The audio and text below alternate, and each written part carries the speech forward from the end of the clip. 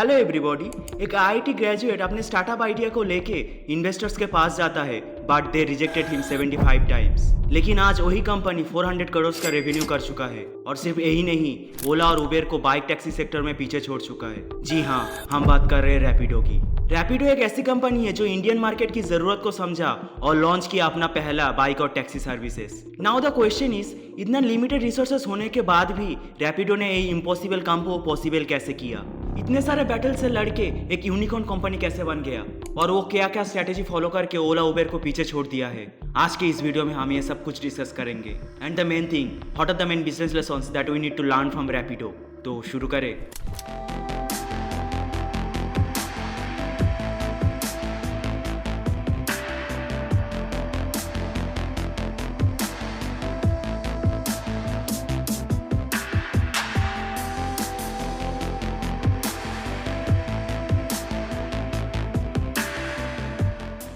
तो सबसे पहले मैं आपको कॉन्टेक्स्ट देना चाहता हूं कि रैपिडो की शुरुआत कैसे हुई। 2014 में tech founders Arvind Sanka, Pavan Gantuballi and SR Rishikesh एक साथ आए और एक intercity logistic company the carrier की शुरुआत की, जो ट्रक्स का यूज करके बिजनेसेस के लिए सामान एक जगह से दूसरी जगह पहुंचाने का काम करता था। आप समझ लीजिए, आज के पोर्टर कंपनी जिस मॉडल पे काम कर रहा है उसी मॉडल पे काम शुरू किया था द कैरियर ने। विद इन 1 ईयर उन्होंने 1.5 करोड़ का फंडिंग उठाया और अपने नेटवर्क में 300 ट्रक्स जोड़े। फ्लिपकार्ट और डिलीवरी जैसे क्लाइंट्स के लिए महीने के 1000 ऑर्डर्स कंप्लीट कर रहे थे। ये एक प्रॉफिटेबल बिजनेस बन चुका था, लेकिन फाउंडर्स का सोच कुछ अलग था।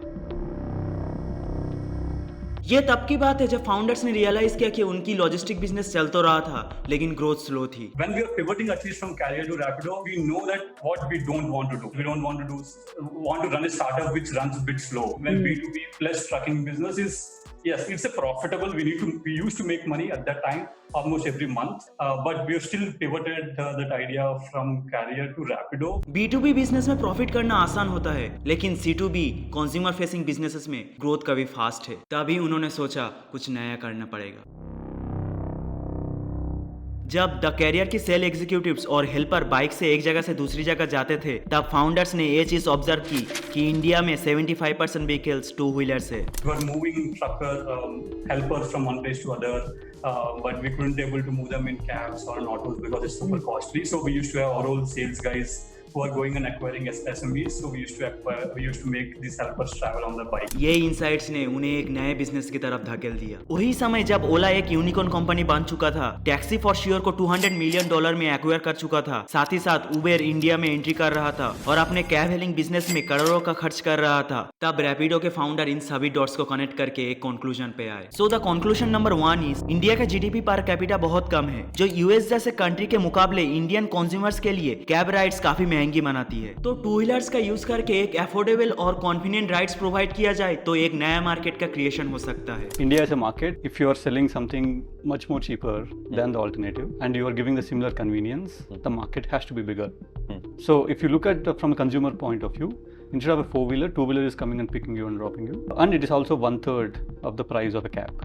Right? So it has to work. Conclusion number 2 is, India में 22 करोड़ बाइक ओनर्स है और उनमें से 20% अनएम्प्लॉयड या स्टूडेंट्स है जो ड्राइविंग पार्टनर बन सकते हैं। ये 2 इनसाइट्स इतने पावरफुल थे कि फाउंडर्स ने अपना प्रॉफिटेबल बिजनेस छोड़ के रैपिडो की शुरुआत की, जो ओला और उबेर के डुओपोली को डिस्टर्ब कर सके। रैपिडो की शुरुआत आसान नहीं था। रैपिडो के फाउंडर्स वीसीज से फंडिंग उठाना शुरू किया, लेकिन 1 साल के अंदर ही 75 टाइम्स रिजेक्ट किया गया। इसके पीछे का मेन 2 रीजंस है। रैपिडो एक छोटी मछली है क्योंकि मार्केट में ओला और उबेर जैसे शार्क्स ऑलरेडी मौजूद है। यहाँ पर मैं एक कोट बोलना चाहूंगा जैक मा का, जो अलीबाबा के फाउंडर है। You might be the shark in Indian ocean, but I am the crocodile of youngest river. इस कोट से रैपिडो का विजन कितना क्लियर था आप जान जाएंगे। अगर आप नहीं समझे तो रिवाइंड करके एक और बात देखिए। रीजन नंबर 2 इज, इन्वेस्टर्स को लगा बाइक शेयरिंग इंडियन मार्केट में नहीं चलेगा, स्पेशली लेडीज जो अननोन पर्सन के साथ ट्रैवल करना नहीं चाहते। लेकिन फाउंडर्स ने हिम्मत नहीं हारी। 2016 में उन्हें एंजल इन्वेस्टर्स जैसे अनुपम मित्तल, गौरव मुंजल और कुणाल भाल से फंडिंग उठाई, लेकिन एक इन्वेस्टर्स जो गेम चेंजर था वो थे पवन Munjal, CEO of hero MotoCorp. पवन ने रैपिडो को एक वैल्यूएबल एडवाइस दी कि टीआर 2 एंड टीआर 3 सिटीज के ऊपर फोकस करो, क्योंकि यहाँ पर सस्ती राइड की डिमांड सबसे ज्यादा है। ये एडवाइस रैपिडो के लिए टर्निंग पॉइंट बन गया। 2016 में इंडिया का जीडीपी पर कैपिटा था 91,731, जो राफली 7,600 पर मंथ होता है। टियर 2 एंड टियर 3 सिटीज के लिए ओला उबेर के 200 से 400 रुपीज के राइड्स एफोर्डेबल नहीं थे, लेकिन रैपिडो के 60 रुपीज टू 65 रुपीज के टिकट साइज ने उन्हें एक बड़ा मार्केट टैप करने का मौका दिया। इसका एक और बेनिफिट था, बाइक्स ट्रैफिक में जल्दी निकल जाते हैं जबकि कैब्स ट्रैफिक में फंस जाते हैं, खासकर tier 1 cities like Delhi, Mumbai and Bangalore.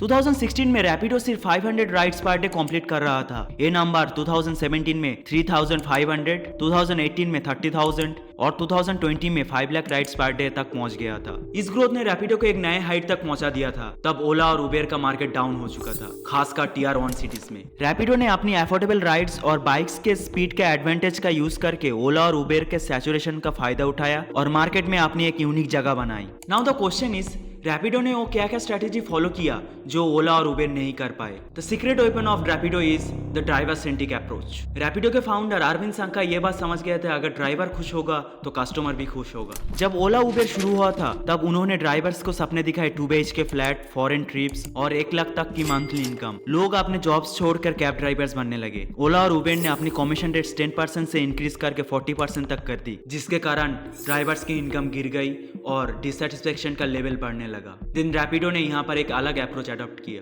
Rapido ने अपने ड्राइवर्स को as a side kick promote किया, लाइक आपके पास बाइक है, थोड़ा फ्री टाइम है, थोड़ा एक्स्ट्रा पैसे कमा लो। ये अप्रोच उन्होंने अडॉप्ट किया। ड्राइवर्स को यह समझाया कि 70 rupees to 75 rupees per hour कमा सकते हैं, जो 8 घंटे काम करने के बाद 16,000 टू 18,000 मंथली होता है। और एक बड़ी चीज जो रैपिडो ने की वो था इंस्टेंट पेमेंट्स। ओला और उबेर वीकली बेसिस पे ड्राइवर्स को सैलरी देते थे, जिसकी वजह से पेट्रोल या टोल के पैसे नहीं होता था। रैपिडो ने इस प्रॉब्लम का सॉल्यूशन दिया और ड्राइवर्स को कस्टमर से डायरेक्ट पेमेंट लेने दिया, जिसमें सिर्फ 15% कमीशन रैपिडो को पे करना होता है। रैपिडो ने ये स्ट्रेटेजी ऑटो रिक्शा सेक्टर में भी इंप्लीमेंट किया, लेकिन यहाँ पर एक दूसरी अप्रोच अडॉप्ट किया, वो है जीरो कमीशन मॉडल। ओला और उबेर हाई कमीशन लेते हैं, लेकिन रैपिडो ने फिक्स्ड इनकम का मॉडल इंट्रोड्यूस किया, जिसमें ऑटो ड्राइवर को 9 रुपीज टू 29 रुपीज डेली पे करना होता है, चाहे कितनी भी राइड्स करे। इस मॉडल को उन्होंने नम्मा यात्री से अडॉप्ट किया है और नेशन वाइड इंप्लीमेंट कर दिया।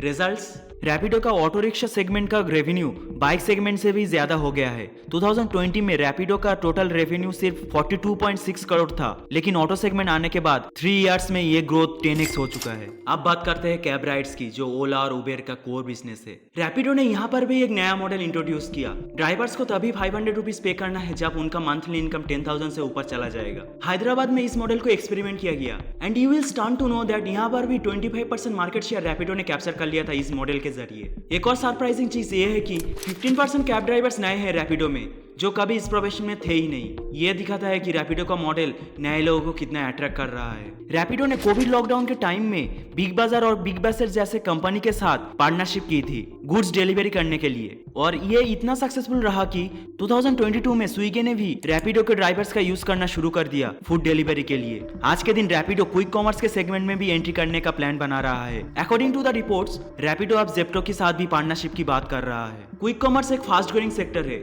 अगर रैपिडो ने जेप्टो के साथ ये पार्टनरशिप कर लिया तो वो उनके लिए एक नया माइलस्टोन बन जाएगा। अब बात करते हैं रैपिडो को क्या क्या चैलेंजेस फेस करना है, क्योंकि हर स्टोरी में सिर्फ सक्सेस नहीं, कुछ चैलेंजेस भी होता है। सो challenge number 1 is safety concerns. Rapido का एक वीडियो वायरल हुआ था जिसमें रैपिडो का एक ड्राइवर बाइक चलाते वक्त यूट्यूब देख रहा था। रैपिडो के इमेज के लिए एक खतरा बन चुका है। Challenge number 2 is lenient onboarding process. सिर्फ बेसिक डॉक्यूमेंट के साथ ड्राइवर्स ऑनबोर्ड हो जाते हैं, जो सेफ्टी के लिए रिस्की हो सकता है। लेकिन रिसेंट इंटरव्यू में रैपिडो के फाउंडर ने ये बोला कि वो इस प्रॉब्लम के सॉल्यूशन के ऊपर काम कर रहे हैं। We have a strict verification process and we have a background verification process.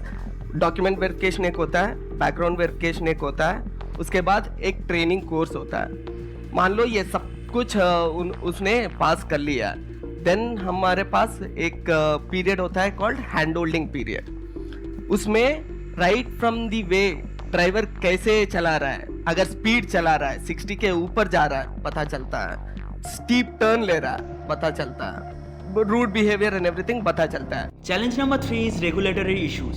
Rapido अपने आप को सॉफ्टवेयर प्रोवाइडर के रूप में मार्केट करता है, लेकिन बिना आरटीओ लाइसेंस के ऑपरेट करना एक बड़ा लीगल रिस्क है। Challenge number 4 is limitation of subscription model. Fixed payment का मॉडल शॉर्ट टर्म में काम करता है, लेकिन लॉन्ग टर्म में रेवेन्यू ग्रोथ के लिए चैलेंजेस आ सकता है। Now let's see how Rapido will solve this challenges. Now let's discuss what are the main business lessons that we need to learn from Rapido.